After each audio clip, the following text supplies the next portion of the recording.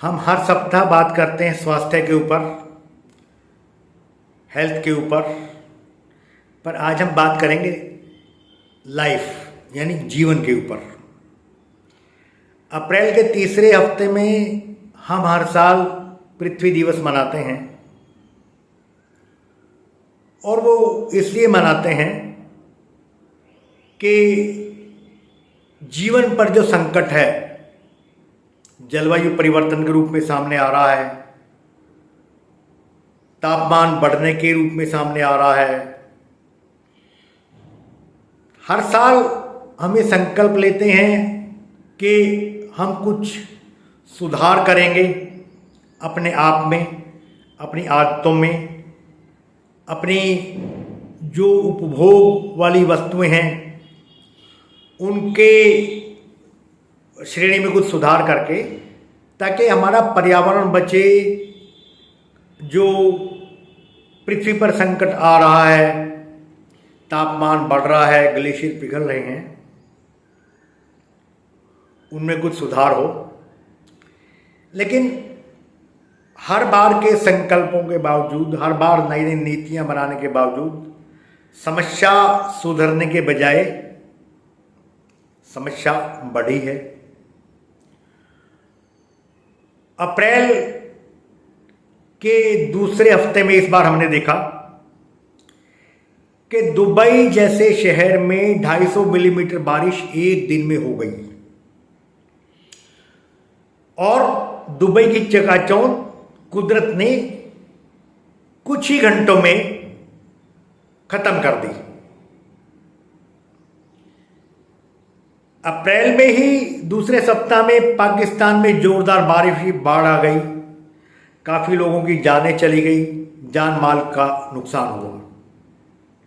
अप्रैल के दूसरे हफ्ते में हिमाचल प्रदेश में स्नोफॉल हुआ, जबकि पूरे देश में लगभग नहीं तो कम से कम 2/3 देश में गर्म हवाएं चल रही हैं।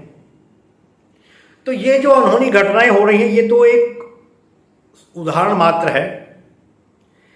पिछले कुछ सालों से हम देख रहे हैं, कहीं बाढ़ आ रही है, कहीं भूचाल आ रहे हैं, कहीं सुनामी आ रहे हैं। ऐसा नहीं कि ये चीजें पहले नहीं होती थी, लेकिन जिस गति से और जिस मात्रा में अब हो रही हैं वो बिल्कुल चिंतित करने वाली हैं चीजें सारी। और उसका कारण भी हम खुद हैं। हम लगातार पेड़ों को काट रहे हैं, हरियाली कम हो रही है, ऑक्सीजन कम हो रही है, गर्मी बढ़ने से ग्लेशियर पिघल रहे हैं, टेम्परेचर पूरी दुनिया में हर साल 1-2 डिग्री बढ़ जाता है। इससे पेड़ पौधों के अलावा कुछ पशु पक्षी भी विलुप्ति के कगार पर आते जा रहे हैं। प्लास्टिक एक बहुत बड़ी समस्या के रूप में हमारे सामने आ रहा है, जो कि पूरे पर्यावरण को, जल को और पृथ्वी को नुकसान पहुंचा रहा है। किसी न किसी रूप में प्लास्टिक का वो जहर हमारे शरीर में जा रहा है। हम अंधाधुंध प्लास्टिक का प्रयोग कर रहे हैं। अगर हम दिल्ली का उदाहरण लें तो दिल्ली में प्लास्टिक की काफ़ी चीज़ों पर बैन लग गया था कुछ साल पहले, लेकिन प्रैक्टिकली आज तक कुछ नहीं हुआ। अगर जीवन बचेगा तो हम स्वास्थ्य की बात करेंगे, जीवन बचेगा तो स्वास्थ्य की सोचेंगे। जब जीवन ही नहीं बचेगा तो किसका स्वास्थ्य बचेगा, किसके स्वास्थ्य की बात करेंगे।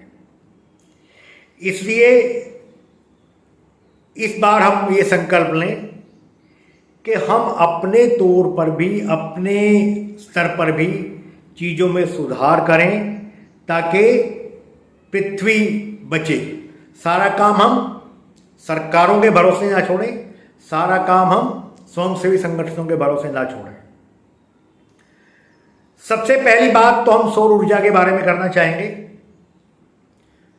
हमारा ऊर्जा का प्रयोग बढ़ता जा रहा है, चाहे वो पेट्रोल के रूप में है, चाहे वो सीएनजी के रूप में है, पीएनजी के रूप में है, डीजल के रूप में है, बिजली के रूप में है। अगर इनकी जगह सौर ऊर्जा का उपयोग हो तो हमारे बहुत से संसाधन बच सकते हैं और वातावरण में जितना जहर घुलता है, वातावरण में जितनी गर्मी पैदा होती है, उससे बचाव हो सकता है। कुछ साल पहले तक हम सबके घरों में लगभग रूम कूलर हुआ करते थे, जो कि कमरे में तो ठंडक देते ही थे, कमरे के बाहर कभी गर्मी नहीं छोड़ते थे।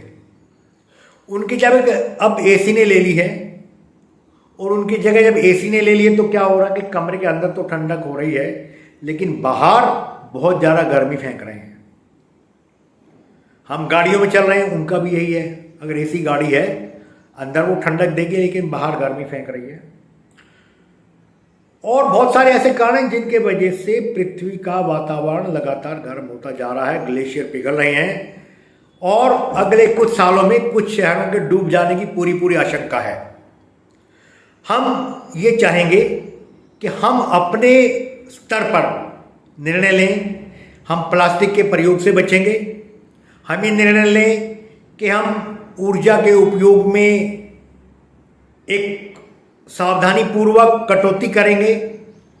अगर हमारे घर में एक समय में 2 लाइट्स की जलने की ज़रूरत है तो कोई ज़रूरी नहीं कि हम चारों लाइट जलती छोड़ देंगे।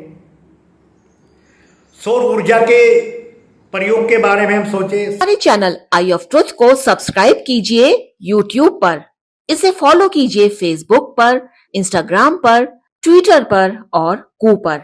हमारे चैनल के बारे में फीडबैक देने के लिए हमें मेल कीजिए ioftruth.6@gmail.com पर।